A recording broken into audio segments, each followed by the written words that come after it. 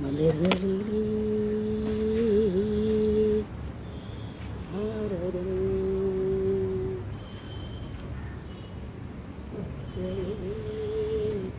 ஆராதனை நேரம் வணங்கும் நேரம் வரலையே பாபம் புனல் வேகம் போதையில் வாடுது அங்கும் எங்கும் ஆசையின் ராகம் இசை பாடுது இதழ் போ இணைகள் மயங்கும் நேரம் பிடியாதோ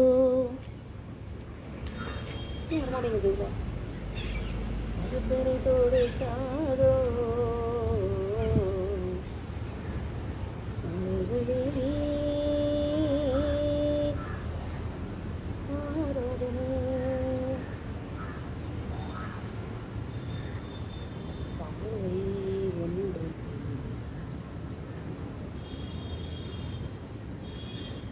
நோட்டிஃபிகேஷனில் எனக்கு நிறையா அசிங்கமாக வரும். அதில் ஒரு இது வந்திருக்கு.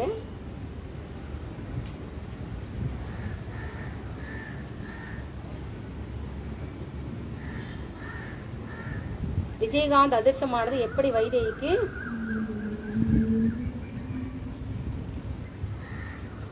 விஜயகாந்த் என் அதிர்ஷ்டமானது எப்படி வைதேகி காத்திருந்தாள். கதாநாயகி பிரமிளா உருக்கம். அந்த பிரமிளா அப்படிங்கிற ஒரு நடிகை வந்து வைதேகி காத்திருந்தாள்ல வைதேகியா நடிச்சிருக்கிறாங்க. அதாவது விஜயகாந்துக்கு திருமணம் ஆவதற்கு முன்னாடி, விஜயகாந்துக்கு திருமணமெல்லாம் ஆவறதுக்கு முன்னாடி இந்த அம்மா நடிச்சிருக்குது. அது 100 பிரேமலதாவுக்கு சமானமா. இதுல நான் என்ன கமெண்ட் போட்டிருக்கேன் அப்படின்னா, விஜயகாந்தை நடிகராக்கியது நான் தான், விஜயகாந்தின் காதலி காதல் மனைவி கடைநல்லூர் எம்ஏ காஜா வளர்த்த பெண் நான் தான், ராசாத்தி என்று அழைக்கப்படும் பெண் விஜயகாந்தால் உண்மையிலேயே உருகி அழுதது என்னை நினைத்து தான், வைதேகி மைதிலி ஜானகி நந்தினி எல்லாமே நான் தான் அப்படின்னு நான் கமெண்ட் போட்டிருக்கேன்.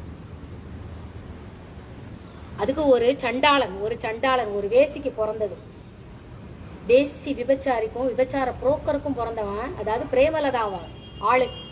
பிரேமலதாவால் வளர்க்கப்பட்ட ஒரு பொறுக்கி என்ன கமெண்ட் போட்டிருக்கான்னா, பைத்தியம் நீ இன்னும் சாகலையா, பைத்தியம் நீ இன்னும் சாகலையான்னு என்னை பார்த்து கேட்டிருக்கான். ஏற்கனவே பிரேமலதா என்னைய பல முறை கடையிலூருக்கு வந்து வந்து வந்து வந்து வந்து கொலை முயற்சி பண்ணினான். என்னை கடத்திட்டு போனான்.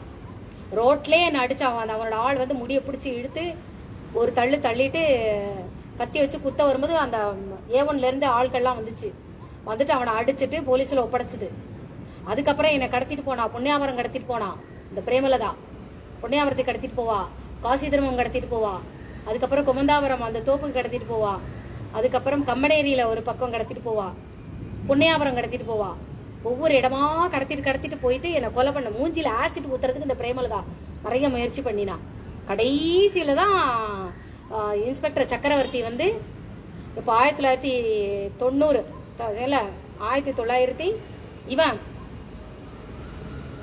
இவனுடைய 2வது பிறந்தநாள், பிரபாகரனுடைய 2வது பிறந்தநாள் இருக்கு இல்லையா, அதை கூட கொண்டாடாம அப்ப கூட கொண்டாடுறதுக்கு 4 நாளைக்கு முன்னாடி விஜய் பிரபாகரனுடைய பிறந்தநாள் வருது அப்படின்னா, அதுக்கு 4 நாளைக்கு முன்னாடி கூட சென்னையில ஏதோ ஒரு கேஸ்ல பிரேமலதா மாட்டிக்கிட்டான். அதுலயும் போய் ஜாமீன் எடுத்துட்டு வந்திருக்கான். அதுக்கப்புறம் இங்க எங்க மங்களசுந்தரி தியேட்டர்ல வந்துட்டு பிரேமலதாவை நான் வந்து டிவோர்ஸ் பண்ண போறேன் அப்படின்னு சொல்லிட்டு இருந்தான். அதெல்லாம் பண்ணாத, நீ ஒரு பொசிஷன்ல இருக்கிற, நீ உலக மக்கள் உன்னை எல்லாரும் பாராட்டும் போது அந்த இடத்துல உனக்கு அந்த விவாகரத்துங்கிறது இதாயிருக்கும். வந்து 2 குழந்தைகளையும் தான் வளர்த்துக்கிறேன், இவளை துரத்தி விட போறேன். இவளால ஏகப்பட்ட போலீஸ் கம்ப்ளைண்ட். அதுக்கப்புறம் டிசம்பர் 26 1993 டிசம்பர் 26 1993, அதாவது அந்த குண்டு 2வது சண்முக பாண்டியன் இருக்கே, அதுக்கு வந்து 8 மாசமோ என்னமோ தான் ஆயிருக்கும். அது அப்ப அந்த குழந்தை, அது சின்ன குழந்தை. அந்த 2வது இது கூட கொண்டாடாம இவ என்னைய துரத்துறதுலயும் எனக்கு யாரெல்லாம் ஆதரவா இருக்கவங்க அவங்கள இது பண்றதுலயுமே குறியா இருக்காங்க பிரேமலதா. அப்பதான் கடைசி தடவை தான் இவ வந்து அரெஸ்ட் ஆனா. இன்ஸ்பெக்டர் சக்கரவர்த்தி, நான் சொன்னேன்ல 2 சக்கரவர்த்தி உண்டு. ஒன்னு என்னை அடையாளம் கண்டுகொண்ட டிஐஜி, பெரிய சென்னையில இருக்கக்கூடிய ஐஜி, அவர் வந்து என்னை அடையாளம் கண்டுபிடிச்சிட்டாரு, இந்த பொண்ணு இப்படித்தான் அப்படின்னுட்டு. சின்ன குழந்தையில அது ஒரு சக்கரவர்த்தி. அதை ஞாபகமா தான் சினிமால வந்து சக்கரவர்த்தி சக்கரவர்த்தின்னு வரும். 2வது பிரேமலதாவை அரெஸ்ட் பண்ண சக்கரவர்த்தி. ஆமா, இன்ஸ்பெக்டர் சக்கரவர்த்தி பிரேமலதாவை அரெஸ்ட் பண்ணாரு. அவர் எங்க இருந்தாலும் தேடி கண்டுபிடிங்க. அவர் டிரான்ஸ்ஃபர் ஆகி போகும்போதெல்லாம் சொல்லி அழுதுகிட்டே போனாரு. நான் கடையனூர்ல என் வாழ்க்கையில நான் மறக்கவே மாட்டேன். என் வாழ்க்கையில எனக்கு ஒரு திருப்பு முனைனா அது இந்த கடையனூர் தான் அப்படின்னு சொல்லிட்டு போவார். அந்த பிரேமலதா பலத்த ஆம்பளை தான் இப்படி எழுதும். கொலகாரியோட கூட்டாளி இப்படிதான் எழுதும். இவளோட புள்ளை விருதுநகர்ல ஜெயிச்சா அந்த விருதுநகர் மக்கள் எந்த நிலைமையில கவனிக்கப்படுவாங்க அப்படிங்கறத நீங்க யோசிச்சுக்கோங்க. அவன் விஜய் பிரபாகரன் ஜெயிச்சிட்டானா விருதுநகர் தலையெழுத்து, அவ்வளவுதான், முடிஞ்சு போச்சு. அவங்களை காப்பாற்ற யாராலும் முடியாது. விருதுநகர்ல தான் எனக்கும் விஜயகாந்துக்கும் திருமணம் ஆச்சு. அங்க உள்ள ஒரு குலதெய்வம் கோவில்ல, அவரோட குலதெய்வம் உள்ள கோவில வச்சு கல்யாணம் ஆச்சு. 2 பேரும் கல்யாணம் ஆச்சு. அது யார் போட்டோ எடுத்தாங்க வீடியோ எடுத்தாங்கன்னு தெரியல. நான் வந்து ராசி ஸ்டுடியோ அவருக்கு ஆசி தம்பிக்கு போன் போட்டு கேட்டேன். அவரோட ரெக்கார்ட் நாங்க பேசின ரெக்கார்டுனுக்கு. அதுக்கப்புறம் அவருடைய நம்பர் கொடுத்த இன்னொரு நபருக்கும் நான் ஃபோன் பண்ணி கேட்டேன். அந்த ரெக்கார்டும் இருக்கு. அது எப்படி எனக்கு யூடியூப்ல போடணுங்கிறது எனக்கு தெரியாது. நான் கேட்ட கேள்வி வந்து, விஜயகாந்த் வந்து உங்ககிட்ட போட்டோ எடுக்க வரும்பொழுது சொல்ல வரேன் நீஜான் அப்ப எனக்கு அதுக்கு இன்னொரு உதவி, அது நானே அப்படின்னு தன்னைத்தானே எழுதிருக்குது.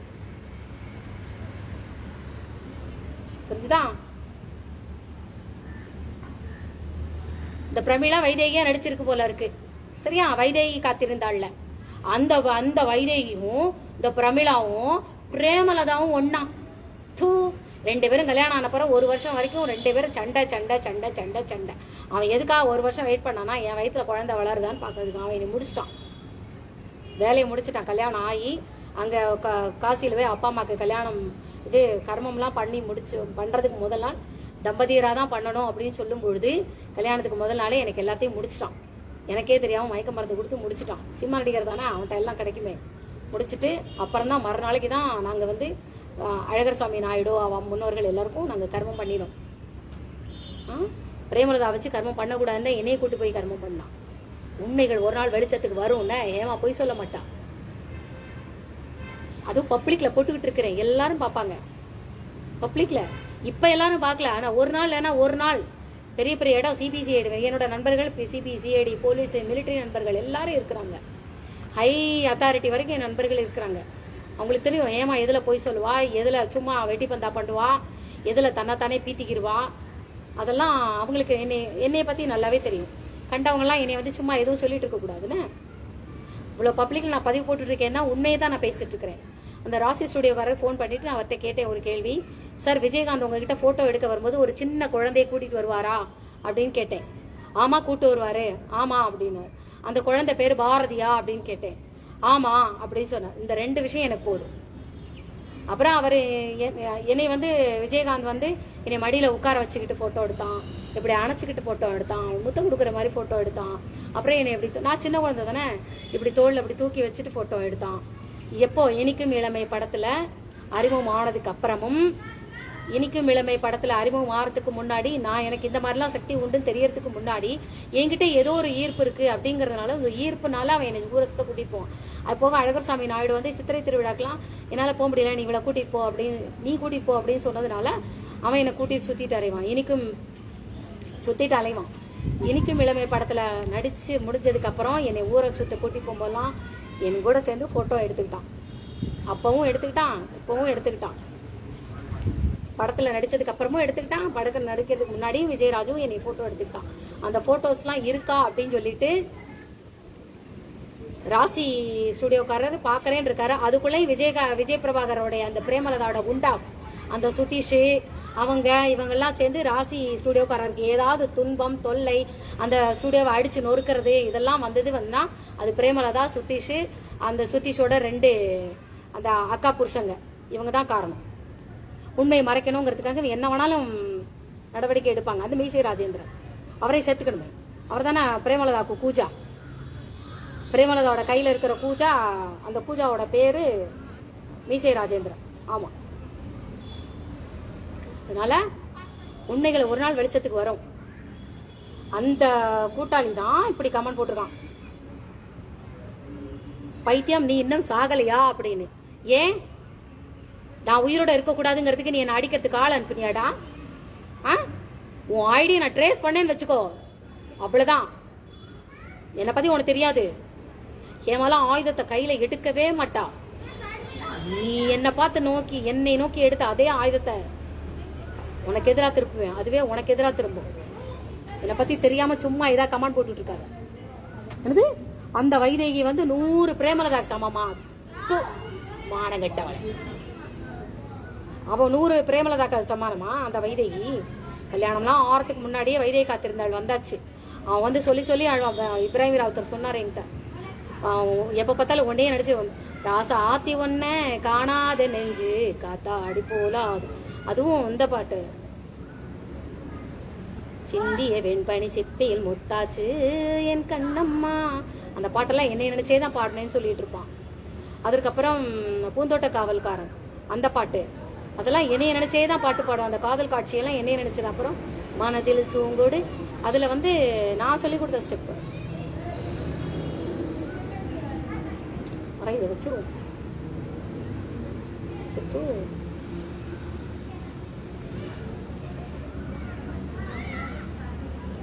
ஏன் இதுல வரமாட்டீங்களா? போகுதா இல்லையா?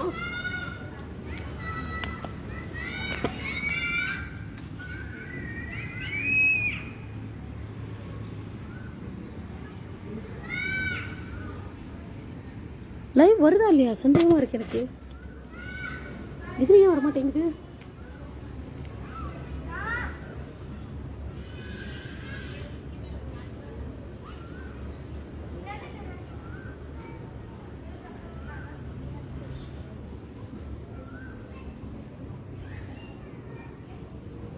லைவே வரலையே.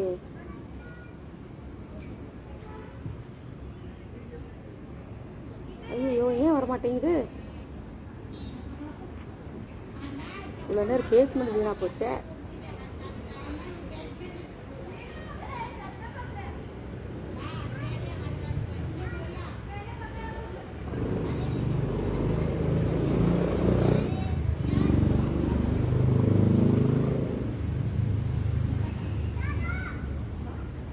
ஏன் வரமாட்டேங்குது?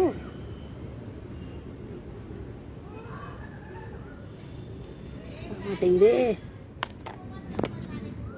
உண்மையிலே லைவ் தெரியுதா இல்லையா?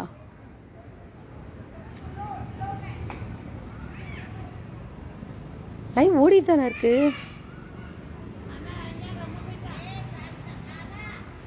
இதுலயே வர மாட்டேங்குது.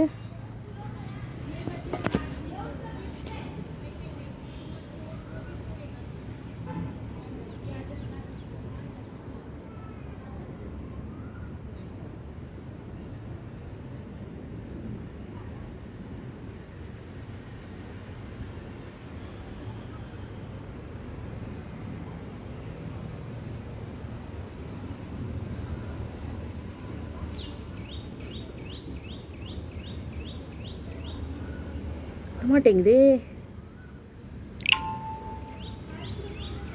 போஸ்ட்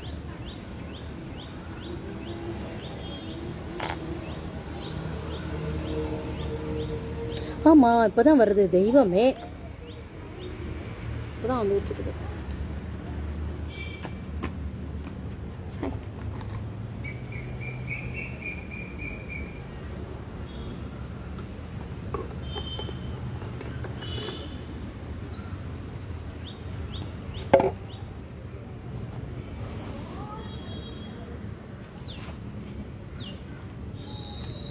இந்த பாட்டு ஆடுவான், மனதினில் சுகம் கூடு, இந்த ஸ்டெப் போடுவான். ஐயோ பேடு பள்ளமா இருக்கு, ஆடினா நான் தான் விழுவேன். மனதினில் சுகம் கூடு அந்த பாட்டு, மடியினில் சுகம் கூடாது பாட்டுட்டு ஆரம்பமாகட்டும் மாலாபனை ஆரம்பமாகட்டும் ஆலாபனை. அது என்னோட ஸ்டெப், அது நான் சொல்லி கொடுத்தது. தனிமையிலே ஒரு ராகம் ஒரு தாளம் உருவாகும், அதெல்லாம் நான் கற்றுக் கொடுத்தது. நடன அமைப்பு, சட்டம் ஒரு இருட்டறை, எஸ்.ஏ. சந்திரசேகரன் இவனுக்கெல்லாம் வந்து போனதுக்கப்புறம் அந்த பாட்டு அது. சரி, இன்னைக்கு நான் யாரை பற்றி பேச போகிறேன் அப்படின்னா, எங்கள் ஊரில் ஒரு அண்ணா கலெக்டர் ஆனா, அதாவது விசாலாட்சியம்மன் கோவில் தெரு. இப்போ அந்த வீடு கிடையாது. விசாலாட்சியம்மன் கோவில் தெருவில் வந்து 1ஆம் நம்பர் வீடு, 2ஆம் நம்பர் கோபால் பல்படி நவநீத கிருஷ்ணன். அவன் அந்த அண்ணாவை, நவநீத கிருஷ்ணன் அண்ணாவையும் போலீஸ் ஆக்குனது நான் தான். நீங்க போலீஸா வருவீங்க அப்படின்னு சொன்னது நான் தான்.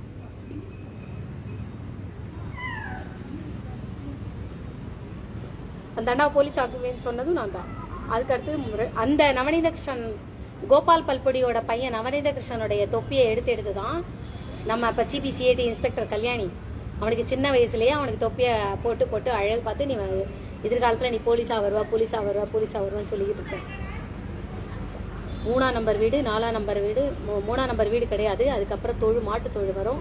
அதுக்கப்புறம் 4ஆம் நம்பர் வீடு, 5, 6, 7 இருக்கிறதுலே கடைசி வீடு அதுதான். அப்போ அந்த காலத்துல கடைசி வீடு அதுதான். அதற்கப்புறம் கொஞ்சம் அப்படி இடைவெளி வரும். அப்புறம் ஆதிசங்கர மடம் வரும். பழைய காலத்து வீட சொல்றேன். அந்த வீட்டில் ஒரு பையன் இருந்தான், அவன் பேர் ஹரிகரன். அவன் வந்து என்னுடைய கிளாஸ்மேட்டு. நான் வந்து A கிளாஸ், அவன் B கிளாஸ். நான் A செக்ஷன், அவன் B செக்ஷன். அந்த பையனுடைய மாமா தான் கலெக்டர் ஆனார் எங்கள் ஊரில். சங்கரா ஸ்கூலில் படித்த அந்த சுப்பிரமணியன் ஒரு அண்ணா, மணியன் தான் முதல்ல கலெக்டர் ஆனது அந்த அண்ணா தான். இந்த அப்பா இப்போ நான் பேச போகிறது அந்த அண்ணாவை பற்றி. என்னைய வந்து சின்ன வயசுலேருந்து எங்கள் அக்கா துரத்தி விட்டதுக்கப்புறம் என்னை பச்சேரி மக்கள் தான் வளர்ப்பாங்கன்னு சொல்லியிருக்கிறேன். ஆமாம், நான் சேரி மக்கள் தான் சொல்வேன். என்னை பிடிச்சி உள்ள வைக்கனா வச்சுக்கப்போ. சும்மா சேரி மக்களுக்கெல்லாம் விளக்கம்னா என்னால் சொல்லிட்டு இருக்க முடியாது. நான் சேரி மக்கள் தான் சொல்லுவேன். நீ தப்பா இட போட்டேன்னா உன்னோட வச்சுக்கோ. சேரி மக்கள் தான் என்னை வளர்த்தாங்க.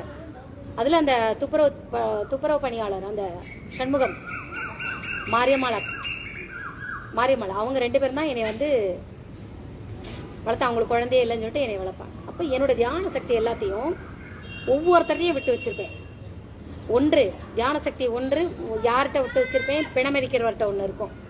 2வது வந்து மகாலிங்கம், 3வது வேலாயுத கோனார், 4 என்னை வளர்த்த ஸ்ரீனிவாச சர்மா அவர்கிட்டையும் தியான சக்தியை விட்டு வச்சிருப்பேன்.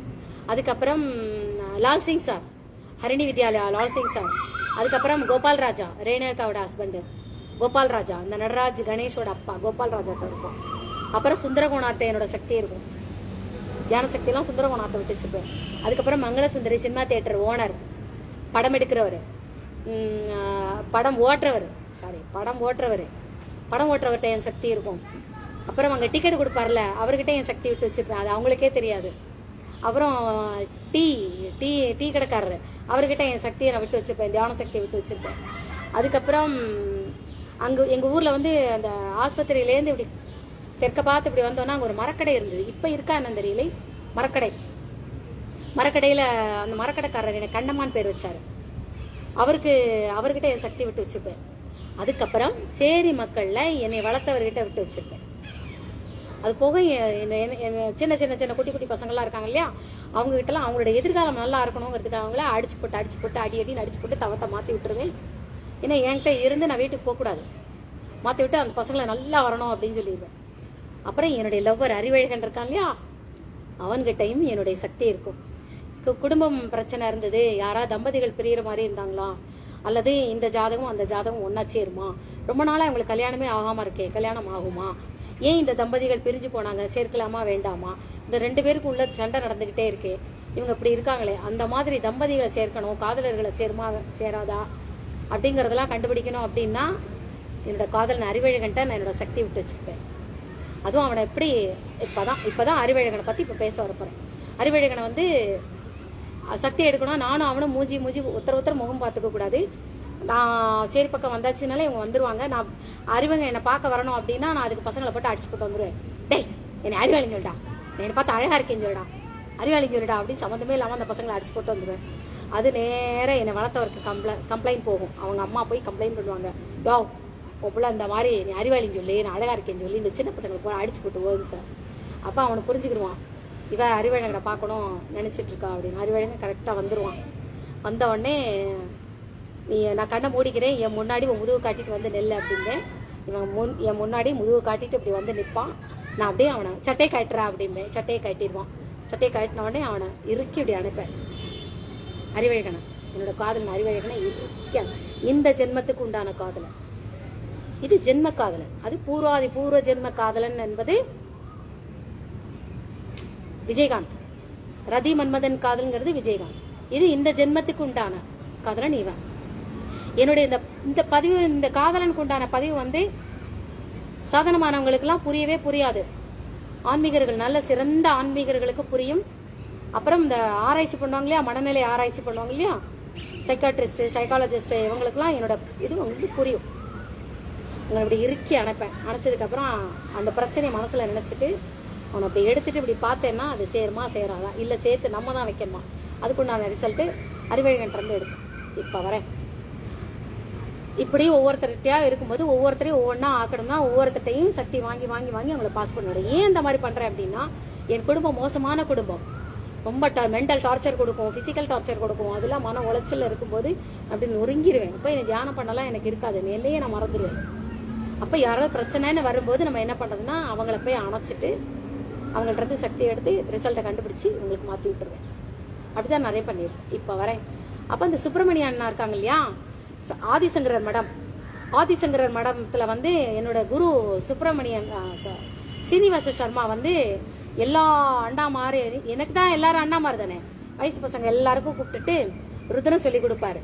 கணபதி அதர்வசீஷம், அதுக்கப்புறம் விஷ்ணு சஹஸ்ரநாமம், இதெல்லாம் வந்து ஆன்மீக கிளாஸ் அங்கே வந்து நடக்கும். அவர் வந்து பாய்ஸ் ஸ்கூல்ல சமஸ்கிருத டீச்சர். சாயங்கால நேரமெல்லாம் அந்த குழந்தைகளுக்குலாம் வந்து சமஸ்கிருதம் இந்த பசங்களுக்குலாம் சொல்லி கொடுத்துட்டு இருப்பாரு. அது போக வெளிகாஸ்ட் யாராவது வெளி ஜாதிக்காரா வேற ஜாதிக்காரா வந்து கத்துக்கணும் என்றால் கத்துக்கொள்ளலாம், விருப்பம் இருந்தால் கற்றுக்கொள்ளலாம். அப்படியே அவங்க நின்றுட்டு அங்க நின்றுட்டு அவங்க கத்துக்கிட்டாங்கன்னா நீ உட்காந்து நீ படிச்சுக்கோ அப்படின்னு சொல்லுவாரு. இல்ல தனியா வீட்டுக்கு வர வச்சு கூட சொல்லி கொடுப்பாரு. என்னுடைய குரு ஜாதி பார்க்க மாட்டாரு. அவர் தான் எனக்கு ஜாதி பார்க்க கூடாதுங்கிறத கற்றுக் கொடுத்த, என்னை வளர்த்த அந்த இவரு சினிமா தியேட்டர் சண்முகம் அப்படிங்கிறவரும் ஜாதி எதுவும் பார்க்க கூடாது, ஜாதி என்பதில் பிறப்பில் கிடையாது, அவன் செய்யும் எண்ணத்தில் தான், கெட்ட எண்ணத்தில் தான் மேல் ஜாதி கீழ் ஜாதின்னு என்பது இருக்கு அப்படிங்கறத சொல்லி கொடுத்தாலும். அவன் பழக்க வழக்கம், துஷ்டன் மூடன் துன்மார்க்கன், அவன் தான் மேல் ஜாதி கீழ் ஜாதியில அவங்கள தான் நம்ம பிரிக்கணும் அப்படின்னு சொல்லி கொடுத்தாரு. செய்யும் தொழிலை வச்சு அவன் மேல் ஜாதி கீழ் ஜாதி கிடையாது. இதெல்லாம் எனக்கு ஆழ பதிஞ்சு வச்சுட்டாங்க சின்ன வயசுல இருந்து. அப்போ இந்த கல்யாணி இருக்கானே நம்ம சிஏடி, அந்த மூதேவி என் பின்னாடியே வரும். அவன் என்னோட வாள் அப்படிம்பாங்க. அதனாலதான் எல்லா திரைப்படங்களையும் சில படங்கள் எல்லாம் பாத்தீங்கன்னா கல்யாணி கல்யாணி அப்படிங்கிற கேரக்டர் வரும். அந்த கல்யாணிங்கிற கேரக்டர் வந்து இவனை வச்சுதான் அந்த பெயரை எழுதுவாங்க, கேரக்டர் கொண்டு வருவாங்க. கௌரி இதெல்லாம் என்னோட பேரு. கல்யாணிங்கிற கேரக்டர் வந்துன்னா கல்யாணி ஞாபகமாக. இது முதல்ல சொன்னது இவரு விசு தான் இதை பத்தி சொன்னது. அதுக்கப்புறம் நானும் வந்து விளையாடிட்டு இருப்பேன். நான் அந்த ருத்ரம் சமக்கம் இதெல்லாம் அவர் சொல்லிக் கொடுக்க நானும் உட்காந்து சொல்லி கேட்டுட்டு இருப்பேன். அப்பெல்லாம் திருமங்கலத்துல இருந்து நான் ஊருக்கு வந்து போற நேரம், திருமங்கலம் பிளஸ் கிருஷ்ணாபுரம், திருமங்கலம் கிருஷ்ணாபுரம் விசிட் பண்ற இடம். இந்த ஊர்லயே நான் பெர்மனண்டா தங்கல, அந்த பருவம் அது. அப்போ அண்ணா வந்து அப்போ +2 படிச்சிட்டு இருந்தான். பிரஜனனே பிரம்மாதிஷ்டது பாதையோரஸ்திஷ்டது அப்படின்னு சொல்லிட்டு அவர் சொல்ல இந்த பசங்க எல்லாம் பின்னாடியே 2 தடவை சொல்லுவாங்க. நானும் உட்காந்து சொல்லும்போது இவன் வருவான், கல்யாணி பிரஜனனே பிரம்மாதிஷ்டது சொல்லாதே என் கூட விளையாடவா அப்படிமா, பாதையோர் அஸ்திஷ்டது சொல்லாதே என் கூட விளையாடவா அப்படின்னு சொல்லிட்டு என்னை பிடிச்சி இழுப்பான். அப்புறம் சஞ்சாமே மயஞ்சாமே அப்படியே அந்த சமக்கம் நமக்கம்லாம் சொல்லும்போது இவன் மே சொல்லாதேன்னு பா இவங்க கூட அப்படின்பா. அப்போ சீனிவாச சர்மா அப்படின்னு கண்ணை காட்டுவாரு, போ அவங்க கூட விளையாட போ அப்படின்பா. உடனே இவங்க கூட சேர்ந்து நானும் விளையாட போவேன். தெரியுதா?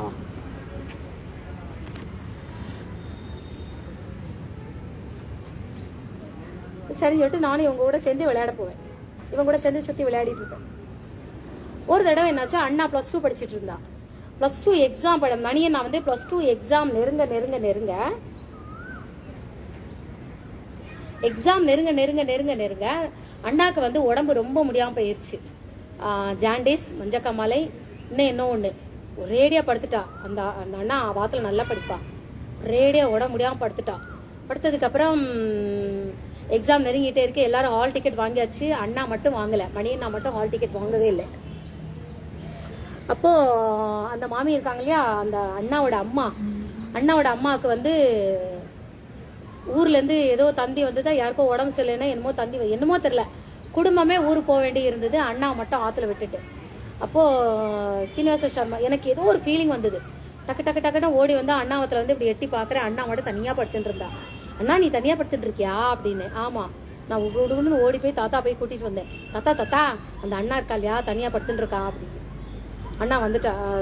அவர் குரு இவர் வந்தாரு. இல்ல வந்த உடனே இப்படி பார்த்தாரு. அதுக்கு முன்னாடினா அண்ணா ஏன் வரவே இல்லை, அண்ணா ஏன் ருத்ரத்துக்கு வரவே இல்லை அப்படின்னு சொல்லிட்டு வந்து பாப்பாரு. பார்த்துட்டு போகும்போது அன்னைக்கு ஒரு நாள் வரவே இல்லை. அப்ப சரி நான் மட்டும் அண்ணா போய் பார்த்தேன். பார்த்துட்டு தாத்தா இங்க வா, எல்லாரும் ஆத்துல யாருமே இல்லை, அண்ணா மட்டும் தனியா இருக்கா அப்படின்னு சொன்னேன். அவர் வந்தாரு. வந்து பார்த்துட்டு ஓ ஆத்துல ஒத்துருமே இல்லையா அப்படின்னு சொல்லிட்டு, சரி இன்னைக்கு ராத்திரி இந்த குழந்தை உன் கூட தூங்கட்டும். அண்ணாவுக்கா ஒரே கவலை. ஹால் டிக்கெட் வாங்கியாச்சு. நாளன்னைக்கு பரீட்சை. ஹால் டிக்கெட் வாங்கலை, நாளன்னைக்கு பரீட்சை.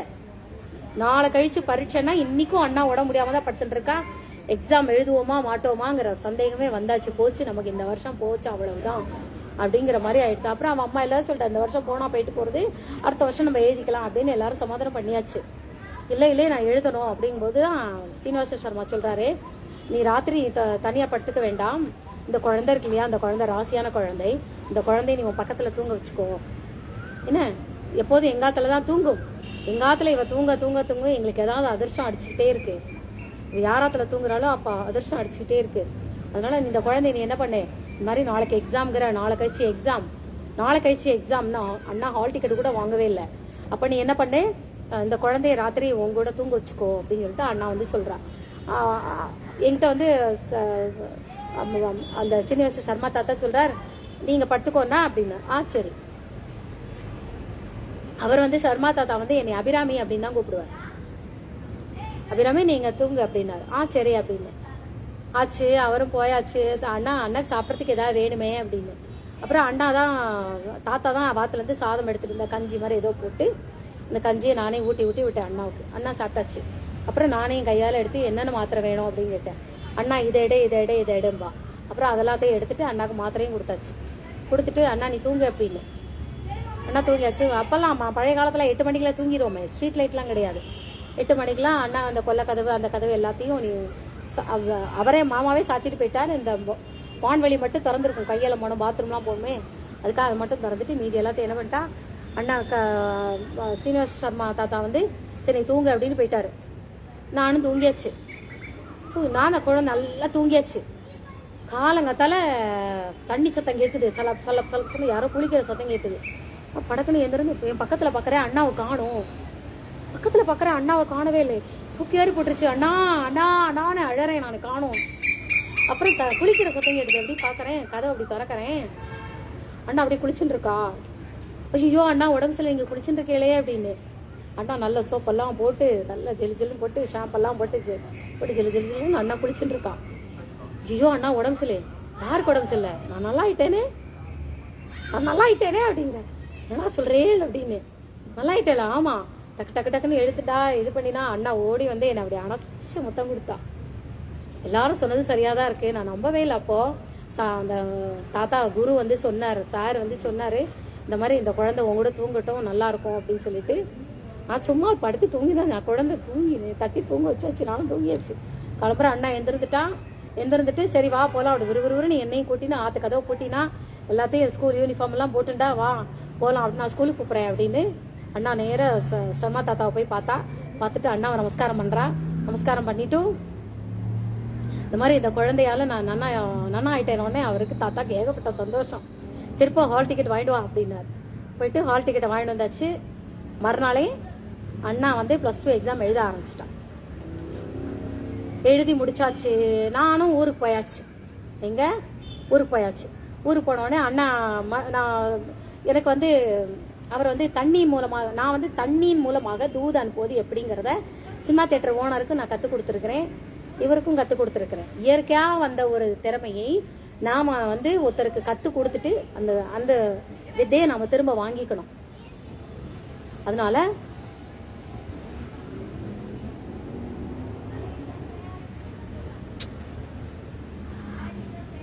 அதனால நான் வந்து கற்றுக் கொடுத்த அந்த வித்தையை திருப்பி அவர் வந்து எனக்கு தண்ணி மூலமாக தூது விடுறாரு. அப்புறம் நான் திரும்ப அங்கேருந்து நான் ஊருக்கு வரணும் எங்கள் பாட்டி அடம் பிடிச்சோடனே திரும்ப ஊருக்கு கூட்டிகிட்டு வராங்க. கூட்டிகிட்டு வந்தோடனே அண்ணாக்கு +2 ரிசல்ட் தான் வந்தாச்சு, நல்ல மார்க்கு. அடுத்து இப்போ என்ன பண்ணணும் அப்படின்னு கேட்குறா. அண்ணா நீ காலேஜ் போ அப்படின்னு. அப்போது சரி சொல்லிட்டு அண்ணா காலேஜ் முடிச்சிட்டா, பிஎஸ்சியோ எம்எஸ்சி எந்தோ ஒன்று முடிச்சிட்டா, எனக்கு தெரியாது. காலேஜெலாம் முடிச்சிட்டா. நானும் என்ன பண்ணிட்டேன், 2ஆம் கிளாஸ் படிக்கும்போது எங்கள் தாத்தா இறந்து போயாச்சு. இறந்து போனதுக்கப்புறம் நாங்கள் ஊரோட தங்க வந்தாச்சு, ஊரோடையே இருக்கணும். அப்போ எங்கள் மாமா மாமிக்கு, என்னுடைய கண்ண மாமாவுக்கு, அவருடைய சர்மா தாத்தாவோட பொண்ணு வேதா மாமிக்கும் நான் தான் சேர்த்து கல்யாணத்துக்கு சொல்லி கல்யாணம் பண்ணியாச்சு. அப்போது அண்ணா வந்து காலேஜ் படித்து முடிச்சிட்டா. முடித்த உடனே இவர் வந்து அந்த ஹரி இருக்கானே, ஹரி வந்து என்னை கூப்பிடுறான், உன்னை மாமா கூப்பிடுறா அப்படின்னா. சரின்னு சொல்லிட்டு நான் நேராக கிழக்காத்துக்கு போனேன்.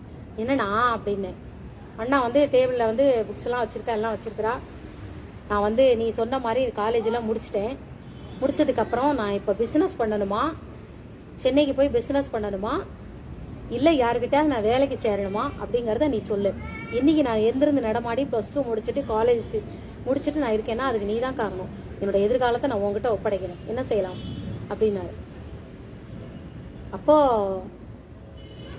எங்கள் ஆத்துல எங்கள் அக்கா என்ன பண்ணுவான், இவளுக்கு பெரிய ஐஏஎஸ் கலெக்டர், எல்லாரும் என்னோட அறிவெல்லாம் பார்த்துட்டு இவ எதிர்காலத்தில் இவ கலெக்டரா வருவா, இவ எதிர்காலத்தில் வக்கீலா வருவா, இவ எதிர்காலத்தில் நல்ல ஸ்கூல் வச்சு நல்ல டீச்சரா வருவா அப்படின்லாம் என்னை ஒவ்வொருத்தரும் சொல்லுவாங்க. இதெல்லாம் நான் மனசுல நல்லா வாங்கிக்கிட்டேன். நம்ம வரக்கூடாது, ஆனால் மற்றவங்கள வர வைக்கணும். ஆனால் அந்த கலெக்டர் வர்றதுன்னா மட்டும் என்னன்னு எனக்கு புரியல. டீச்சர் புரியுது, வக்கீல் புரியுது, வாதாடுறது புரியுது, இந்த கலெக்டர்னா என்ன அர்த்தம் மட்டும் எனக்கு புரியல. அப்போ நேரம் வரேன், நான் தாத்தாட்ட கேட்டுன்னு வரேன் அப்படின்னு தாத்தா கிட்ட வேகமா ஓடி போறேன். தாத்தா கலெக்டர்னா என்ன அர்த்தம் அப்படின்னு. கலெக்டர்னா என்ன அர்த்தம் அப்படின்னு. கலெக்டர் படிக்கணும்னா என்ன செய்யணும் அப்படின்னு. ஐஏஎஸ் படிக்கணும் அப்படின்னு. அப்படியா, சரி. அண்ணா வந்து மணியண்ணா வந்து என்னை கூப்பிட்டு கேட்டா, நான் வந்து பிஸ்னஸ் பண்ணணுமா இது பண்ணணுமான்னு கேட்டா. அப்போ நீ சொன்னே இல்லையா, நீ வந்து டீச்சரா ஒருத்தரை மாற்றி விடு, இன்னொருத்தரை வக்கீலா மாற்றி விடு நீ சொன்னே இல்லையா, அதெல்லாம் நான் ஒருத்தரா மாத்துறேன். இப்போ கலெக்டரா யாரை மாத்துறது அப்படின்னு.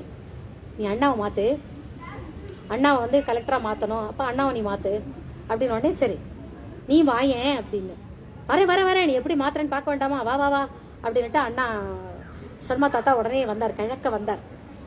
கிழக்க வாத்துக்கு வந்தோடனே வாங்க சார் அப்படின்னு வந்து கூப்பிட்டாரு. இந்த குழந்தை என்ன சொல்லிட்டு உங்கள்கிட்ட, இல்லை நான் உங்கள்கிட்ட கேட்டுட்டு வரேன்னு சொல்லிட்டு. அப்போ திருப்பி நான் அதுக்குள்ளே குடுகுடுன்னு ஓடி வந்துட்டேன். நான் வரேன் அப்படின்னு உடனே குடுகுடுன்னு நான் ஓடி வந்துட்டு, அண்ணா நீ கலெக்டரா போ, நீ ஐஏஎஸ் படி, கலெக்டரா போ அப்படின்னு. என்னது அப்படின்னா, நான் வந்து ஐஏஎஸ் கலெக்டர் ஆகணுமா, அதெல்லாம் எவ்வளவு பெரிய படிப்பு, அதுக்கெல்லாம் எவ்வளவு செலவாகும் அதுக்கும், நீ என்ன அப்படி சொல்லிட்டு இருக்க அப்படின்னா. இல்லைண்ணா நான் உங்களை வந்து கலெக்டர் ஆக்குவேன், என்ன நீங்க பெரிய ஆளா வரணும் அப்படின்னு சொல்லிட்டு நான் சொல்லுங்க. ஆமா தாத்தா சொல்லியிருக்கா, தாத்தா வந்துட்டு இருக்காள் அப்படின்னு. தாத்தா கரெக்டா உள்ள என்ட்ரி ஆறார். ஆன உடனே அவ அம்மா அங்க நிக்கிறா. அம்மா எட்டு என்னடா சொல்றா இவ அப்படின்னு. உடனே இந்த மாதிரி கலெக்டர் படிக்க சொல்றா என்னைய அப்படின்னு அண்ணாவை சொல்றா. இந்த குழந்தை சொன்னா சரியாதாண்டா இருக்கும், நீ கலெக்டர் படிக்க. அதுக்குள்ளே இவர் வந்தார், சர்மா தாத்தா வந்துட்டார். சக்தி மாத்திரையா அப்படின்னா. சரி நீ நில்ல அப்படின்னு தாத்தா கிட்ட இருந்து தாத்தா அப்படி அணைச்சிட்டு சக்தி எடுக்கிறேன். உங்ககிட்ட இருந்து சக்தி வரமாட்டேங்கிறதே அப்படின்னு. அப்போ உங்ககிட்ட இருந்து சக்தி எடுக்கிறது வேற. அப்போ அவர் வந்து என்னது அப்படின்னா, அன்னைக்கு வந்து சென்னைக்கு கிளம்பிட்டு இருக்கிறார். சென்னை அன்னைக்கு சாயங்காலம் செங்கோட்டை எக்ஸ்பிரஸ் நினைக்கிறேன், கொல்லம்ல இருந்து செங்கோட்டை மெயில் போகும். இவா வந்து செங்கோட்டையில போய் தான் ஏறணும். இங்க இருந்து 4 மணிக்கு செங்கோட்டை வண்டினா அவர் வந்து எத்தனை மணிக்கு கிளம்பணும், செங்கோட்டைக்கு போகணும் அப்படின்னு நினைக்க இவ இங்க இருந்து 2 மணிக்கெல்லாம் கிளம்பணும். மத்தியானம் 2 மணிக்கெல்லாம் கிளம்பினாதான் அவ அங்க செங்கோட்டை மெயில பிடிக்க முடியும், 4 மணி மெயில பிடிக்க முடியும். அப்ப அதுக்காக எல்லாம் கிளம்பிட்டு இருக்கும். சரி ஒரு நல்ல காரியம் நம்ம பண்ணிடுவோம், இவனை நம்ம கலெக்டர் ஆகிறதுக்கு நம்ம இது பண்ணுவோம், வா அவர் நினைச்சிட்டு இருக்காரு அவர்கிட்ட இருந்து சக்தி எடுக்க போறேன் அப்படின்னு. ஆனா அவர்கிட்ட இருந்து சக்தியே வரல. தாத்தா உங்ககிட்ட இருந்து வரமாட்டேங்கிறதே அப்படின்னு. அப்ப என்ன பண்றது அப்படின்னு அண்ணா இங்க வெயிட் பண்ணிட்டு இருக்கா. அவருக்கும் இங்க சென்னைக்கு போகணும். இரு தாத்தா என்னை வளர்க்குறால, நான் சேரியில போய் நான் எடுத்துட்டு வரேன் அப்படின்னு குடு குடு குடுன்னு ஓடுனேன். ஓடி போய் அந்த பாலத்துக்கிட்ட போய் இப்படி நின்னேன். நின்ன உடனே என்னை வளர்ப்புறாருல ஒடி வந்து டகார இப்படி பிடிச்சிட்டு என்னடி செல்லாம் அப்படின்னு கையை இப்படி பிடிச்சிக்கிட்டாரு. என்னை வளர்ப்பாருல ஓடி வந்து சண்முகம் ஓடி வந்தாரு. வந்த உடனே அவரோட மச்சனை இங்க நிக்கிறான். அதுக்குள்ளேயும் நான் வந்திருக்கிற விஷயம் தெரிஞ்சு அங்க எல்லாரும் ஆடு. உனக்கு நம்ம ஊர்ல இருந்து யாராவது கலெக்டர் ஆனா உனக்கு அது பெருமை தானே அப்படின்னு. ஆமா, நம்ம ஊருக்காரங்க யாராவது கலெக்டர் ஆனா நம்மளுக்கு பெருமை தானே. ஆமா, அது நம்ம ஊருக்காரங்க கலெக்டர் ஆக போறாங்க அப்படின்னு. யாரு அப்படின்னு. இந்த ஆத்துல மணின்னு ஒரு அண்ணா இருக்காங்க இல்லையா, உடம்பு சரியில்லாம இருந்தப்போ அந்த அண்ணாக்கு +2 எழுத வச்சலாம். ஆமா, அவர் தான் நான் கலெக்டர் ஆக போறேன். சரி, அதுக்கு நான் சக்தி எடுக்க போறேன். யார்கிட்ட இருந்து? உங்ககிட்ட இருந்தா எடுக்க போறேன் அப்படின்னு. என்னடா என்கிட்ட இருந்தா? நானும் ஒரு தலித்,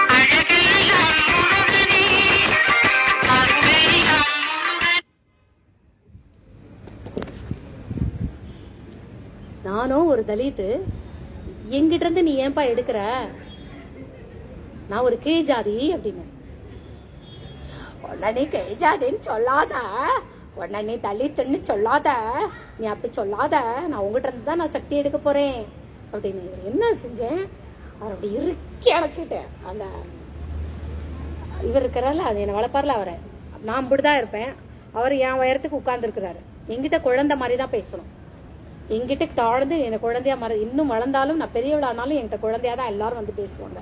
அவங்க டகான்னு மண்டி போட்டு தான் என்கிட்ட பேசுவாங்க. எங்க ஊருக்காரங்க மட்டும், வெளியில இருந்து வரவங்களுக்கு அப்படி கிடையாது. டக்குன்னு இப்படி இறுக்கி பிடிச்சிட்டு, அவரோட உயரத்துக்கு தானே நான் இருக்கேன், அவர் என் உயரத்துக்கு அவர் உட்காந்துக்கிட்டாரு, மட்டி போட்டு உட்காந்துக்கிட்டாரு. உட்காந்துட்டோன்னே இப்படி பிடிச்சிட்டு இறுக்கி அணைச்சிட்டு அந்த சக்தி அப்படி எடுத்துட்டேன். 2 கன்னத்திலையும் நான் முத்தம் கொடுத்தேன். என்னடா செய்யற நீ அப்படின்னாரு. அப்புறம் அவரோட பாதங்கள் 2 இப்படி கட்டே இறுக்கி பிடிச்சிட்டு கண்ணில் ஒத்திக்கிட்டேன். என்ன வளர்க்குறதே நீ தானே, அன்னைக்கு அவ அந்த பாலத்துல தள்ளி விட்டுட்டு போனப்ப நீ தானே என்னை தூக்கிட்டு போய் என் புள்ளன்னு வளர்த்த. ஆளுமை சக்திக்கு நான் உங்ககிட்ட இருந்தா எடுக்க போறேன். டேய், நான் தலித்துரா, உன்னை நீ அப்படி சொல்லாத, உங்ககிட்ட இருந்தா ஆளுமைக்கு நான் எடுக்கணும் அப்படின்னுட்டு அவர் கண் 2 கை பிடிச்சிட்டாரு. எனக்கு கடவுள்னா யாருன்னே தெரியாதுடா, நான் கடவுளை பார்த்ததே இல்லை, ஆனா எனக்கு கடவுள் நம்பிக்கையே கிடையாதுடா, ஆனா நான் உன்னதான்டா நான் கடவுளா நினைக்கிறேன் அப்படின்னு அவர் வந்து என்னையும் சொல்லாரு.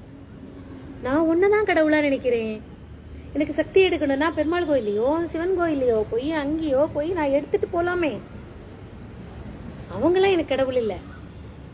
என்னை யார் நம்புறாங்களோ, என்னை யார் வளர்க்குறாங்களோ, என் பசி யார் உணர்றாங்களோ, என் கற்பை யாரு நம்புறாங்களோ, என்னுடைய நேர்மையை யார் நம்புறாங்களோ, அவங்கதான் எனக்கு கடவுள், நீதான் எனக்கு கடவுள் அப்படின்னு. அந்த தலையிலையும் என்னோட கை எடுத்து தலையில வச்சுட்டு என் தெய்வமே அப்படிங்கிறாரு. சுத்தி இருக்கிறவங்க பூரா அப்படியே கை தட்டினாங்க. சரி தாத்தாக்கு ட்ரெயின்ல போகணும், ட்ரெயின் செங்கோட்டை ட்ரெயினுக்கு போகணும், இங்க போகணும், ட்ரெயின் குச்சு குச்சு குச்சு. அப்புறம் வராது, ட்ரெயின்ல போகணுமா? ஆமா அண்ணா அங்க காத்துட்டு இருக்கா, நான் போறேன் என்ன அப்படின்னு சொல்லி கடகடன்னு இப்படி ஓடு 4 ஸ்டெப்பு. அவசரம் எனக்கு கண்ணா அப்படின்னாரு.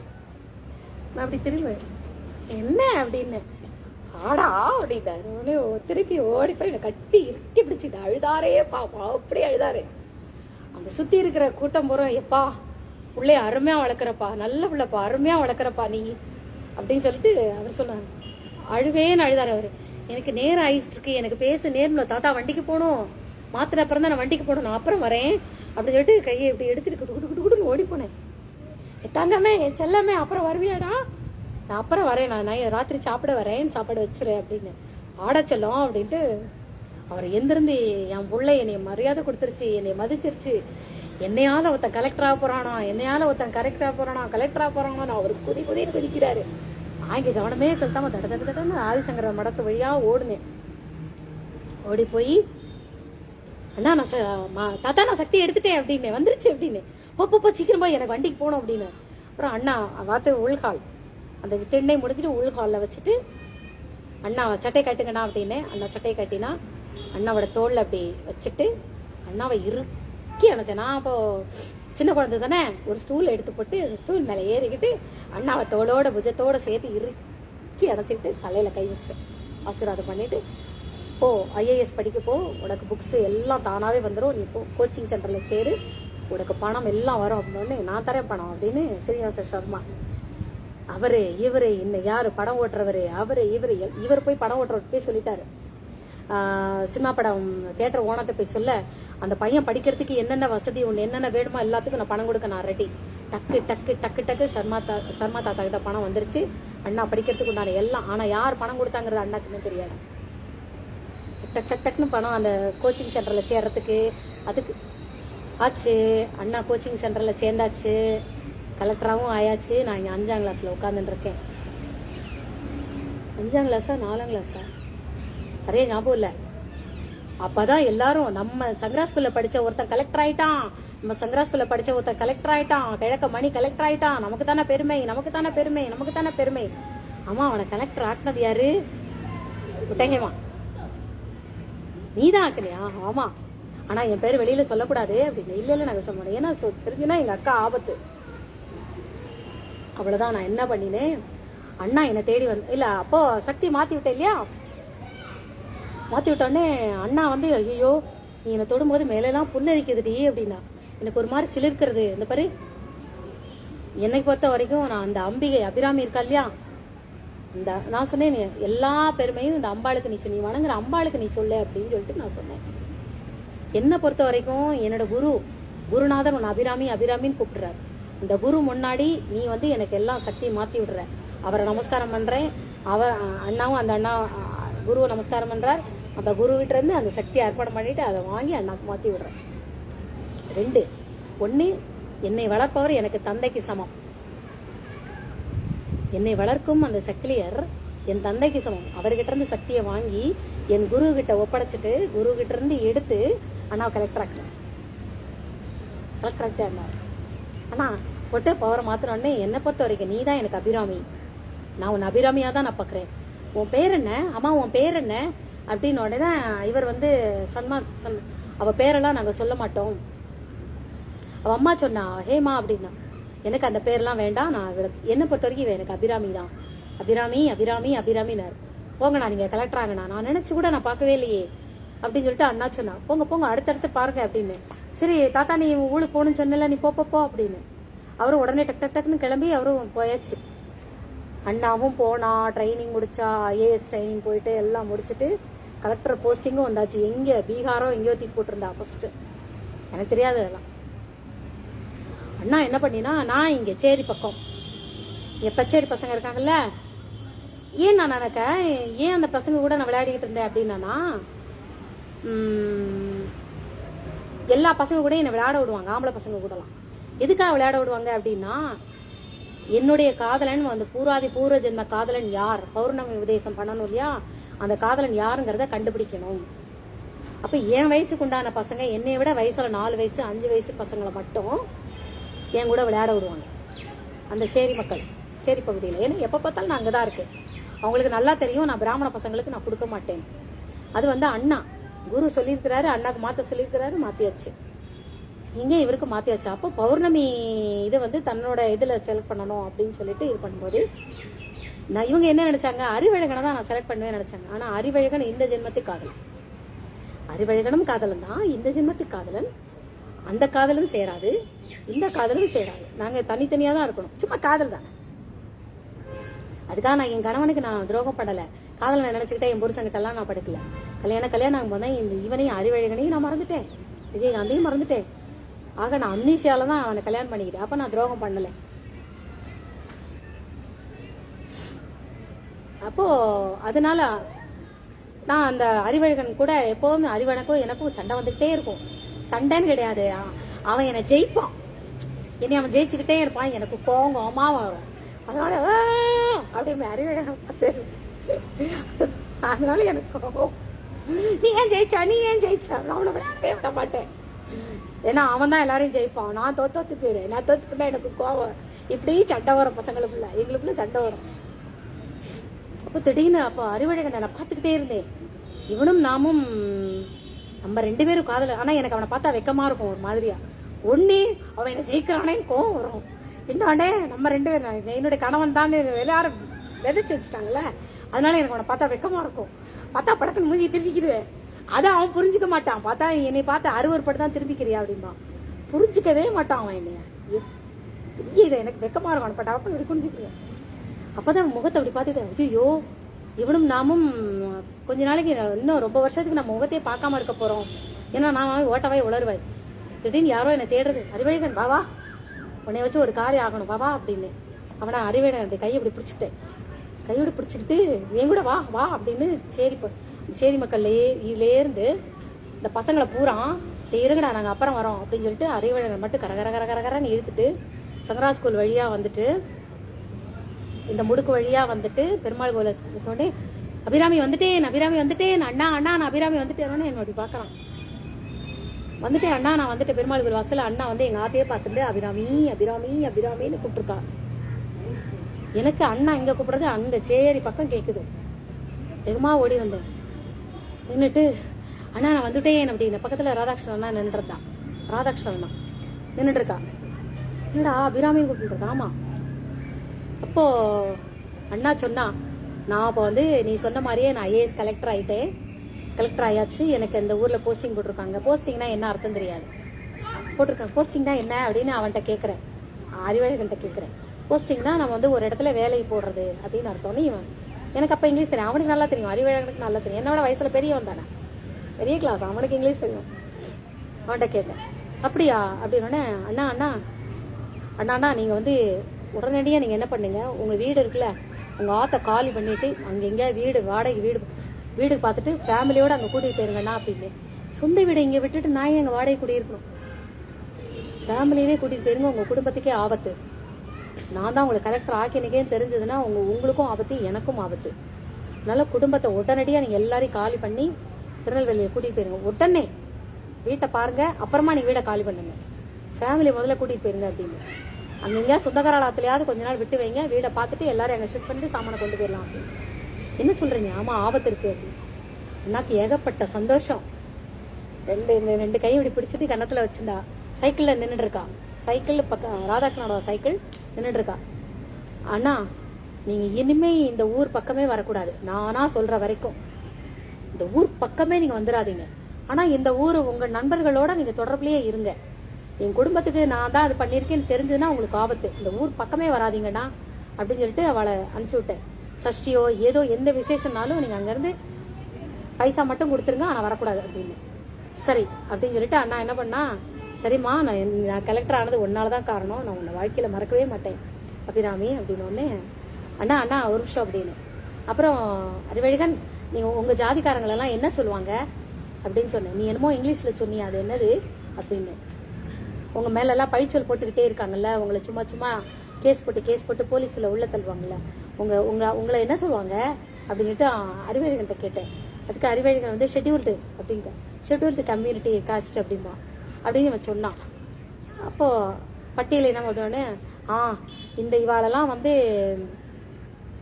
சும்மா இவா தப்பே பண்ணலைன்னாலும் இவா வந்து அந்த மாதிரி முத்திர குத்தி பொய்ய சொல்லி இவாளை வந்து போலீஸ்ல கூட்டிகிட்டே போயிட்டு இருக்கா, விசாரிக்கவே மாட்டேங்கிறா. ஆனா நீங்க உங்க இடத்துல இவாளை பத்தி ஏதாவது கம்ப்ளைண்ட் வந்ததுன்னாக்க முறையா விசாரிச்சுட்டு அதுக்கப்புறம் தீர்ப்பு சொல்லணும். அதற்கப்புறம் இவங்களுக்கு இந்த பச்சேரி மக்களுக்கு இந்த நீ சொன்னி அந்த இங்கிலீஷ்ல அந்த மக்களுக்கெல்லாம் நீ ரொம்ப முழுக்க சப்போர்ட்டா இருக்கணும். ஏன்னா இவங்க கிட்ட இருந்தா நான் சக்தி எடுத்து உன்னை கலெக்டர் ஆக்கியிருக்கேன்னா அப்படின்னு. சந்தோஷம் பார்த்தோம். நீ யாரு சார்? நாங்க 2 பேரும் ஃப்ரெண்ட்ஸ், சின்ன வயசுல இருந்தே நாங்க ஃப்ரெண்ட்ஸ் சார் அப்படின்னு சொல்லிட்டு அறிவழகன் சொல்றான். நல்ல ஃப்ரெண்டுப்பா, இவளை கை விட்டுறாதப்பா அப்படின்னு சொல்லிட்டு அண்ணா வந்து சொல்லிட்டு சரி போ சரிண்ணா அண்ணா நீங்க உடனே ஃபேமிலி கூட்டிட்டு போயிருங்கண்ணா அப்படின்னு. நன்றி. அன்னைக்குதான் நானும் அண்ணாவும் பார்த்த கடைசி சந்திப்பு. டைப் சார் கண்ணன் இஸ் வாட்சிங். அண்ணா ஆமா உங்களோட 60ஆம் கல்யாணத்துக்கு என்ன அழைப்பே கொடுக்கல. நான் வந்திருப்பேன்ல, என்கிட்ட சொந்தமா ஹெலிகாப்டர் வச்சிருக்கேன், அதுல பறந்து வந்திருப்பேன்ல. நீங்க சொல்லவே இல்லையே என்கிட்ட. நீங்க ஃபேஸ்புக்கில் தான் நான் பார்த்தேன். 60ஆம் கல்யாணம் சொல்லாம வடை, பாயாசம், அப்பம், போளி, அவியல் எல்லாம் மட்டும் நல்லா சாப்பிட்டாச்சு. சந்தோஷம், ரொம்ப சந்தோஷம். எனக்கு இல்லாம சாப்பிட்டாச்சு. சந்தோஷம், வாழ்த்துக்கள். நான் தான் அண்ணா கிழக்காத்த அண்ணா மணியை நான் கலெக்டர் ஆக்கினேன் இல்லையா, அதை பத்தி தான் பேசிட்டு இருக்கேன்.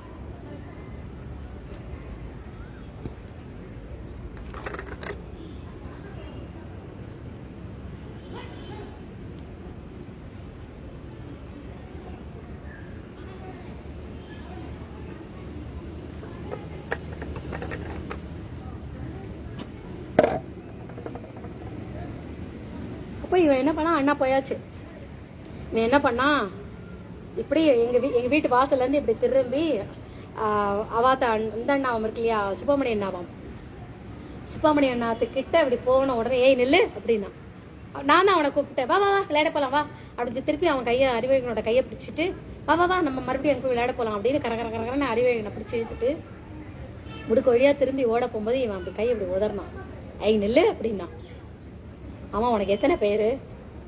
உன் பேர் ஹேமா, இன்னொன்று கற்பகம், இந்த கிழக்க அவர் மகேசி மகேசி அப்படிம்பாரு, அது ஒரு பேராச்சு. உனக்கு எத்தனை பேர் தான்? அந்த ஆள் என்ன, அவர் என்ன, அந்த அண்ணன் என்ன, உன அபிராமி அபிராமிங்காரு. உனக்கு எத்தனை பேரு அப்படி. அது சும்மா அந்த அண்ணா என்ன அபிராமி அப்படின்னு சொல்லிட்டு இருக்காரு, சும்மா அது வேற. ஆமா எங்க தெருவுக்கு வந்தேன்னு வச்சுக்கோயே, எங்க தெருவுக்கு வந்தா மட்டும் நீ சின்ன குழந்தை மாதிரி நடந்துக்கிற, சின்ன குழந்தை மாதிரி பேசுற, எங்க கிட்ட எல்லாம் சண்டை போடுற, அந்த ஆளை பிடிச்சி கட்டி பிடிச்சிக்கிற, முத்தம் கொடுத்துக்கிற, அந்த ஆள் தோல் மேல உப்பு மூட்டை ஏறிக்கிட்டு இருக்கிற, எங்களெல்லாம் கொஞ்சம் பேசிட்டு இருக்கிற, எங்க மக்கள்கிட்ட மட்டும் கொஞ்சம் பேசுற சின்ன பிள்ளை மாதிரி. அவர்கிட்ட பேசும்போது பெரிய மனுஷி மாதிரி பேசுன, அவர்கிட்ட பேசும்போது பெரிய மனுஷி மாதிரி பேசுன. இப்படி என்ன சொடக்கு போட்டு எல்லாரையும் காலி பண்ணி கூட்டிட்டு போ, அப்புறம் இந்த மக்களுக்கு மட்டும் நீ நல்லது செய், அதனால இப்படி ஒரு மாதிரி தோரணையா பேசிட்டு இருந்த. ஏய் யார் நீ, எனக்கு உன்னை பார்த்தாலே பயமா இருக்கு எனக்கு அப்படின்னா. ஏய் நீ யார் நீ? அப்ப நான் சொன்னேன், அது என்னமோ எனக்கு தெரியல, உங்க தெருவுக்கு வந்தா மட்டும்தான் நான் சின்ன குழந்தையாவே மாறிடுறேன், உங்க தெருவுக்குள்ள வந்தா மட்டும்தான் என்ன நானே பீத்திக்கிட்டு நான் அறிவாளி, நான் அப்படி இப்படின்னு சொல்லிட்டு இருக்கேன். ஆனா இங்க வந்தா நான் வேற மாதிரி மாறிடுறேன், எனக்கே தெரியல என்ன பிரச்சனை இருக்குன்னு. உங்க தெருவுல மட்டும்தான் நான் குழந்தையா மாறுறேன், ஏன்னா குழந்தையில இருந்தே உங்க தெருவுல தான் நான் சுத்திட்டு இருக்கிறேன். இது வேற அது வேற. அதனால இப்படி பின்னாடி வா அப்படின்னு சொல்லிட்டு நான், ஏய் நீ என்ன தொடாத, எனக்கு பயமா இருக்கு அப்படின்னு.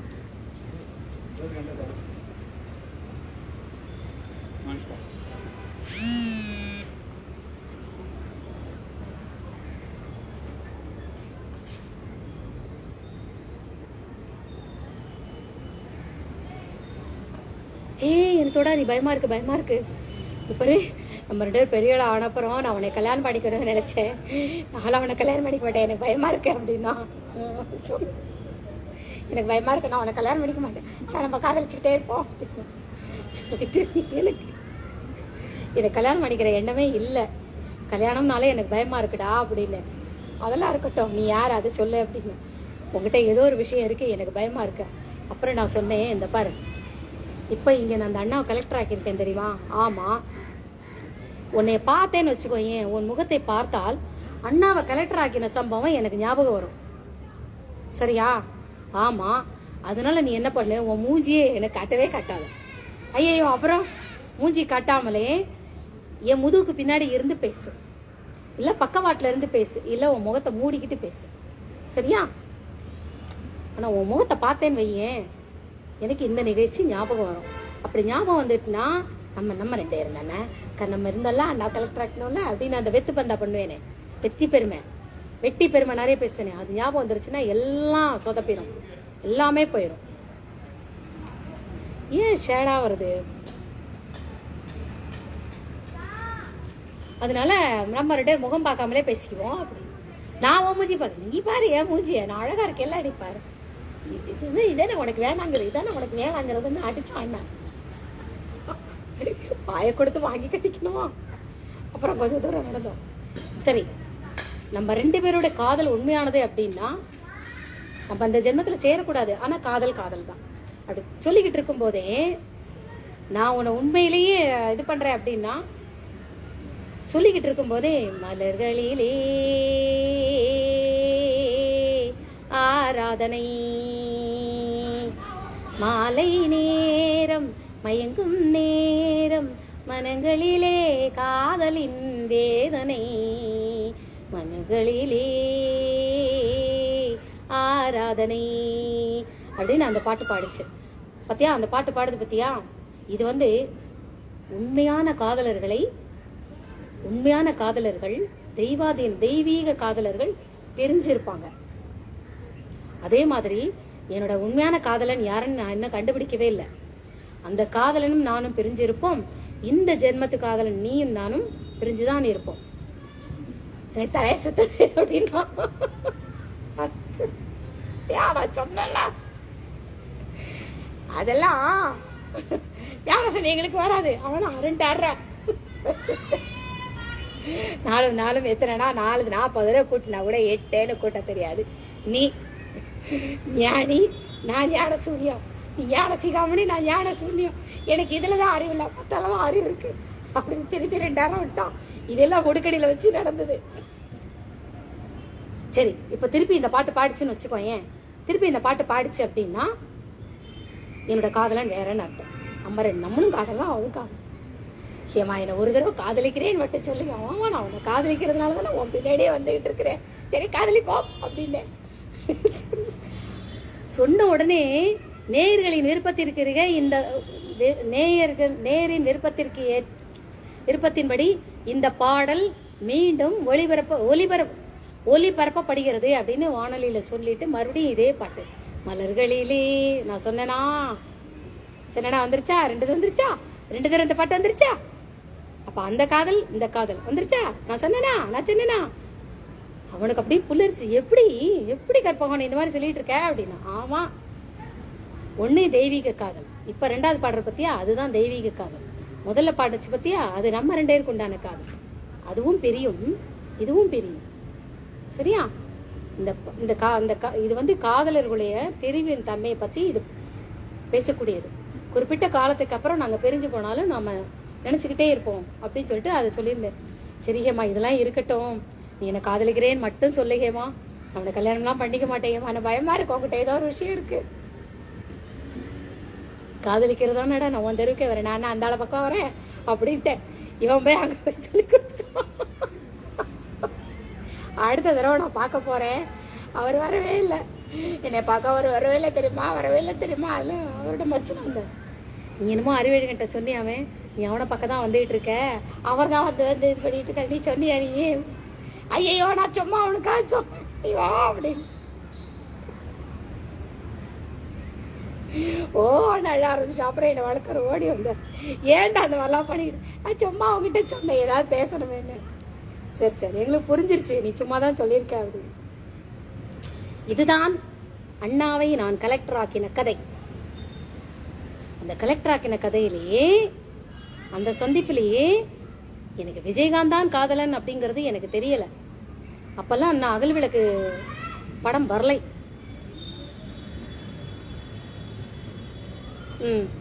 அகல் விளக்கு நாங்க இன்னும் பௌர்ணமி, சித்ரா பௌர்ணமி அந்த உபதேசம் இன்னும் அந்த நேரம் பண்ணவில்லை.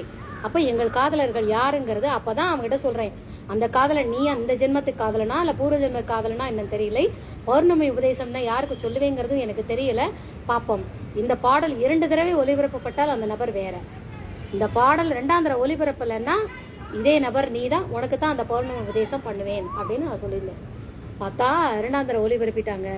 அப்ப அந்த காதல் வேற, அதை அவன் புரிஞ்சுக்கிட்டான். சரி, அதனாலதான் விஜயகாந்தை நாங்க பௌர்ணமி, ஒவ்வொரு பௌர்ணமியும் போதும் நான் என்னைய வந்து கூப்பிட வருவான். கார் எடுத்துட்டு வந்துருவான். விஜயகாந்த் கார் எடுத்துட்டு வந்துருவான். எங்கேயாவது நதிக்கரை, குளத்தங்கரை, தண்ணீர் இருக்கும் பகுதி தான் கூட்டிட்டு போவான். கூட்டிட்டு போய் ஒவ்வொரு பௌர்ணமி போதும் நானும் அவனும் அணைச்சிட்டு இருப்போம். ஒவ்வொரு தடவையும் நாங்க போகும்போதெல்லாம் அறிவழகனிடம் அனுமதியை பெற்றுத்தான். என்னை வளர்க்கிறவர் அனுமதிச்சிருவாரு. ஆனா இந்த ஜென்மத்துக்கு காதலன் அறிவழகன், அவன்கிட்ட அனுமதி கேட்கணுமே. அவனுக்கு நான் துரோகம் பண்ணல, இவனையும் காதலிச்சுட்டு அவனையும் போய் காதலிக்கிறது அப்படி கிடையாது. அவங்ககிட்ட அனுமதி கேட்டுட்டு அவனுக்கு தெரிஞ்சுதான் நாங்க காசிக்கு போவோம். இல்ல இந்த உள்ளூர்லயே இந்த தமிழ்நாட்டுக்குள்ளேயே நாங்க சுத்திட்டு இருப்போம். அப்படி ஓகே. மணி எத்தனை, எவ்வளவு நேரம் ஆச்சு? 7:04. தமிழ் ஜெயம் invited you to join the public group. ஆமா, தேவி இன் லவ் ராமச்சந்திர பிரபு. இதுல குரூப்ல சேர்த்து விடுவாங்க. நம்ம என்னத்தையா கமாண்ட போடுவோம், அதுல எவனா சண்டையை போட்டுக்கிட்டு இருக்கோம். தேவையா நமக்கு?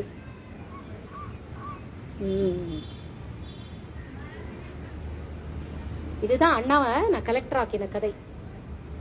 அடுத்தது தாமஸ் அண்ணா வக்கீலாக்கின கதை. எங்க ஊர்ல வந்து சாரா டீச்சர்னு ஒரு டீச்சர் இருப்பாங்க. எங்க ஸ்கூல்ல சாரான்னு ஒரு டீச்சர் வேலை பார்த்தாங்க. அவங்க ஹஸ்பண்ட் பேர் வந்து சாமுவேலா, ஞாபகமே இல்லை எனக்கு. செல்வம் அண்ணா. அண்ணா வந்து மிலிட்டரி. எனக்கு வந்து கூட்டல் கழித்தல் கணக்கு வந்து அழகர் சாமி நாயுடு சொல்லி கொடுத்தாரு. விஜயகாந்தோட அப்பா, விஜயராஜனோட அப்பா சொல்லி கொடுத்தாரு. இந்த பெருக்கல் வகுத்தல் வந்து எனக்கு வரவே வராது. அந்த பெருக்கல் கணக்கு வகுத்தல் கணக்கு இந்த ரெண்டும் வாய்ப்பாடைய மண்டையில ஏத்தி எனக்கு கணக்கு சொல்லி கொடுத்ததெல்லாம் யாருன்னா தாமஸ் அண்ணா. அந்த தாமஸ் அண்ணா யாருன்னா தென்காசியில வக்கீலா இருக்கிறாரு. தென்காசி ஹைகோர்ட்ல, தென்காசியில ஹைகோர்ட் உண்டா ஏதோ ஒண்ணு, தென்காசியில கோர்ட் இருக்கு, தென்காசியில கோர்ட் இருக்கு, அது தெரியும். அம்மாட்டு வாயில வந்ததெல்லாம் வளர போறேன். தென்காசியில கோர்ட் இருக்கும். அங்க வந்து தாமஸ்னு ஒரு அண்ணா இருப்பாங்க. அந்த அண்ணாவோட அம்மா வந்து சாரா டீச்சர். அந்த அண்ணா வந்து அந்த அண்ணா முதல்ல மிலிட்டரியில தான் இருந்தாங்க. மிலிட்டரியில இருந்துட்டு 5 வருஷம் சர்வீஸ் பண்ணதுக்கு அப்புறம் தான் அண்ணா வந்து வக்கீலுக்கு படிச்சா. அண்ணாவுக்கு அந்த அண்ணாவுக்கு வக்கீல் சக்தியை மாற்றி விட்டது நான் அந்த வக்கீல் ஆகிறதுக்கு உண்டான சக்தியை இதே சேரி மக்கள்கிட்ட இருந்து தான் எடுத்து, என்னை வளர்த்தவர்கிட்ட இருந்து எடுத்து, இது வந்து பிணமரிக்கவர்கிட்ட இருந்து மாற்றினேன். பிணமரிப்பார்ல சுடுகாடு, அவர்கிட்ட இருந்து சக்தி எடுத்து நியாயம் தர்மம் பண்றதுக்கு, நீதி நியாயம் நேர்மை அதுக்கு உண்டான சக்தி எடுக்கணும்னா இவன் தப்பு பண்ணியிருக்கானா, இவன் தப்பு பண்ணலையா, அவன் பொய் சொல்றானா நெஜம் சொல்றானா அப்படின்னு அந்த பஞ்சாயத்து பண்ணும் இல்லையா. இந்த பஞ்சாயத்து பண்ணக்கு உண்டான சக்தி எடுக்கணும்னா சுடுகாட்டுல பிணம் இருப்பார்ல, என்னை வளர்க்குறாருல, அவரோட பையனுக்கும் எனக்கு தான் சண்டை வந்துகிட்டே இருக்குமே. அவர் எனக்கு மகேஸ்வரின்னு பேர் வச்சாரு. அவரை போய் கட்டி அணைச்சிட்டு அங்கிருந்து சக்தியை எடுத்துட்டு வந்துதான் தாமஸ் அண்ணாவை நான் வக்கீலாக்குனேன். தாமஸ் அண்ணா வக்கீலாக்குன கதை அடுத்த பதிவுல சொல்றேன். பாய். நான் இப்படி மெதுவா நடந்து நடந்து நடந்து போனாதான் அதுக்கு போக முடியும். கால் வலி.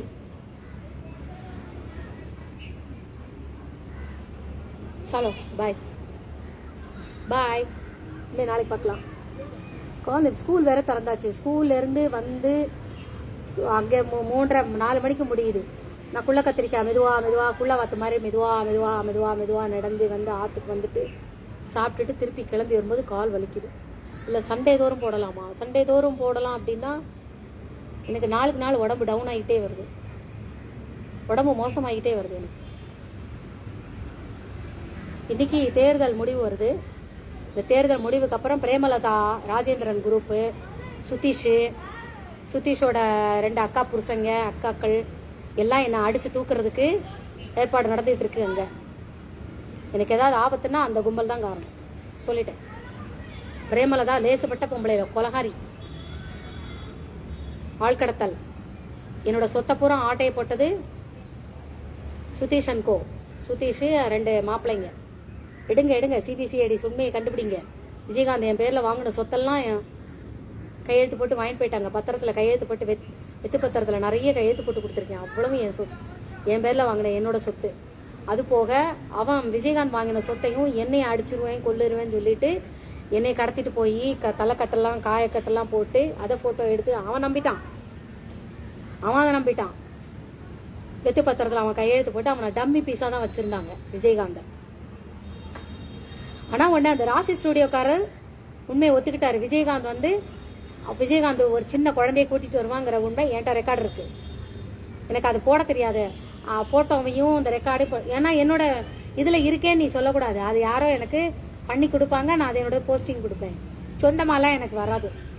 சொந்தமா இப்பப்போ யூ கட்டிங்ல வந்து போட்டோவை ஜாயின் பண்ண தெரியும். என் போட்டோவையும் விஜயகாந்த் போட்டோவையும் ஜாயின் பண்ண தெரியும். இப்பதான் சினிமா நடிகர்கள் போட்டோவையும் என் போட்டோவையும் சேர்த்து ஒட்டுறதுக்கு இப்பதான் நான் படிச்சிருக்கேன். இதுக்கு முன்னாடி பதுவா சொன்ன மாதிரிலாம் எனக்கு தெரியாது. என் போட்டாவையும் அவன் போட்டையும் சேர்த்து ஒட்டி அப்பெல்லாம் எனக்கு அந்த ஒட்டுறதெல்லாம் அந்த அறிவு அப்ப கிடையாது. ஆனா இப்ப நான் கேட்டு படிச்சுக்கிட்டேன். அதையும் இதையும் ஒப்பிடக்கூடாது. அப்போ தேர்தல்லாம் முடிஞ்சாச்சு. இனிமேல் என் உயிருக்கு உடம்புக்கு ஆபத்து பிரேமலதாவால இருக்கு. எனக்கு ஞானம், எனக்கு பழைய நினைவுகள் திரும்பிடுச்சு. எனக்கு எந்த ஒரு லலித்காட்டால இருக்கும்போதே நான் அடிக்கிறதுக்கு ஆள் அனுப்பிட்டே இருந்தா. நான் கோவிலுக்கு போகும்போது ஆள் அனுப்ப, ரவுடி பசங்க என்னை துரத்துனாங்க. குழந்தையோட சேர்த்து ஓடி வந்தேன். யாரு என்னை துரத்துறாங்கன்னே எனக்கு தெரியல. இது பிரேமலதாவோட வேலை. இப்பவும் என்னை துரத்துவா. எனக்கு ஏதாவது உயிருக்கு உடம்புக்கு ஆபத்து அப்படின்னா அது பிரேமலதா தான் காரணம். எனக்கு ஆக்சிடென்ட் ஆச்சுன்னா அதுவும் பிரேமலதா தான் காரணம். அவ இந்த மீசி ராஜேந்திரன், சுதீஷ், அவளுடைய அந்த 2 அத்தான்கள் 2 அக்காக்கள் அவங்க தான் காரணம். பாய் அண்ணா, பாய். லைவ் முடிக்க போறேன்னா தேங்க்ஸ் ஃபார் வாட்சிங்ண்ணா. பாய். நான் ஊருக்கு வருவேன், கல்லடக்குறிச்சி வருவேன். எனக்கு இப்போ இந்த பிறந்தநாளைக்கு போட்ட அதே சாப்பாடு எனக்கு வேணும். அதே சாப்பாடு எனக்கு வேணும். பிறந்தநாளைக்கு போட்டிங்களா எல்லாருக்கும், அந்த சாப்பாடு எனக்கு வேணும். பாய்.